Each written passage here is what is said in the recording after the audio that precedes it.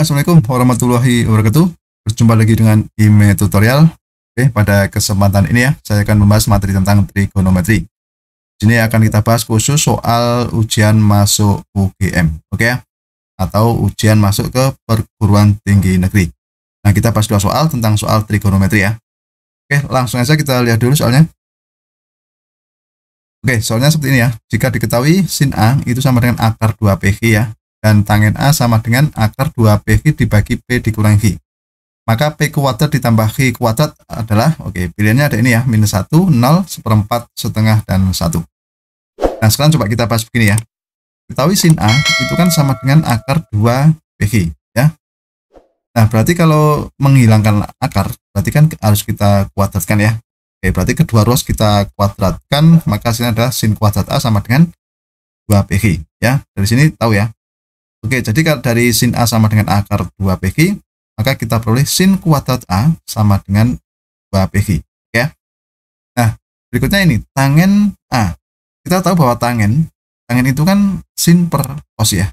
Oke, jadi kan kalau ada tangen A, kita ubah menjadi sin A per cos A. Ya. Nah, itu sama dengan akar 2PG dibagi P dikurangi G ya. Nah, coba kita lihat, tadi kita peroleh apa tadi? Kita dari soal kita tahu bahwa akar 2PG itu sama dengan sin A ya. Nah, maka kita ubah dulu menjadi sin A per cos A sama dengan, ini juga sama ya, berarti kan sin A dibagi P dikurangi G. Nah, dengan menyamakan ini ya, ini yang pembilangnya sudah sama ya, maka kita tinggal menyamakan apa? Penyebutnya. Berarti kan kita punya cos A sama dengan P dikurangi G. Oke ya.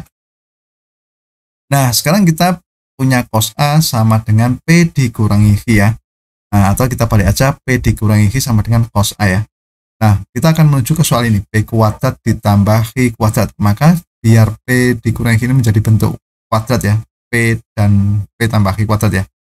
Maka salah satu cara, maka coba kita kita kuadratkan kedua ruas dulu ya. Jadi kedua ruas kiri dan kanan ini kita sama-sama kuadratkan menjadi P dikurangi G dikuadratkan sama dengan cos kuadrat A ya. Nah, berikutnya ini kita jabarkan dulu. P dikurangi G dikuadratkan ini kita jabarkan menggunakan rumus apa? Untuk kuadrat suku aljabar ya. Nah, maka ini menjadi P kuadrat ya, P kuadrat, kemudian 2 dikali P dikurangi 2 dikali P dikali minus G menjadi minus 2PG ya. Kemudian yang suku ketiganya min G dikuadratkan, maka menjadi plus G kuadrat. Oke, di sebelah kiri menjadi ini ya, sama dengan cos kuadrat A. Nah, berikutnya kan ditanyakan ini, P kuadrat ditambah G kuadrat. Berarti kan ini ada P kuadrat, ini juga G kuadrat. Berarti ini nanti minus 2PG kita pindah ke ruas kanan ya. Maka menjadi P kuadrat plus G kuadrat sama dengan cos kuadrat A. Nah, hati-hati, di sini kan ada minus 2PG. Kalau pindah ke kanan, itu menjadi plus 2PG ya. Nah, bentuknya seperti ini ya. Nah, sekarang dari sini kita punya tadi apa? Oh ya, ini 2PG itu kan sama dengan sin kuadrat A. Nah, maka di sini ada 2PG ini ya. Di sebelah kanan ini kita ganti dengan sin kuadrat A ya. Maka menjadi P kuadrat ditambah G kuadrat sama dengan cos kuadrat A plus sin kuadrat A. Nah, kita tahu bahwa ini cos kuadrat A ditambah sin kuadrat A itu kan rumus identitas trigonometri ya. Kita tahu bahwa cos kuadrat A ditambah sin kuadrat A itu kan sama dengan 1 ya. Nah, maka ini P kuadrat ditambah G kuadrat sama dengan 1 ya. Nah, jadi soalnya sudah ditemukan ya. Jawabannya ini P kuadrat ditambah G kuadrat sama dengan 1. Jadi jawaban yang benar itu pilihan E. Gitu ya. Paham ya? Oke, sekarang soal yang nomor 2 ya. Coba kita lihat. Nah, ini tentang ini ya. Ini mungkin mudah sekali ya. Jika cos X sama dengan 2 sin X ya, maka nilai sin X cos X adalah. Oke, sekarang kita bahas ya. Ini pilihannya ada 1/5, 1/4, 1/3, 2/5, dan 2/3. Oke, dari cos X sama dengan 2 sin X, berarti kalau kita pindah ruas atau kita balik ya, kita sama-sama kedua ruas kita bagi sin ya. Maka menjadi cos X per sin X sama dengan 2 ya. Oke, kemudian kalau kita balik lagi, ini kan cos per sin ya. Kalau dibalik sin per cos, pembilang jadi penyebut, penyebut jadi pembilang ya. Berarti kan ini kan sama saja dengan 2/1 ya. Maka sin X per cos X itu kan sama dengan setengah. Ya, tahu ya. Nah, kita tahu juga bahwa sin per cos itu kan sama dengan tadi apa? Tangen ya. Oke, sehingga menjadi tangen X sama dengan setengah. Nah, kita akan mencari sin X cos X ya. Berarti kita harus mencari nilai sin X-nya berapa, cos X-nya berapa. Nah, di sini sudah diketahui tangen X sama dengan setengah. Berarti kita gunakan apa? Segitiga siku-siku dengan sudutnya di sini X ya. Coba ingat lagi bahwa tangen itu, kalau rumus dasar trigonometri itu kan sisi depan dibagi sisi samping ya. Nah, berarti kalau setengah itu kan satu yang depan ya, dua yang samping ya.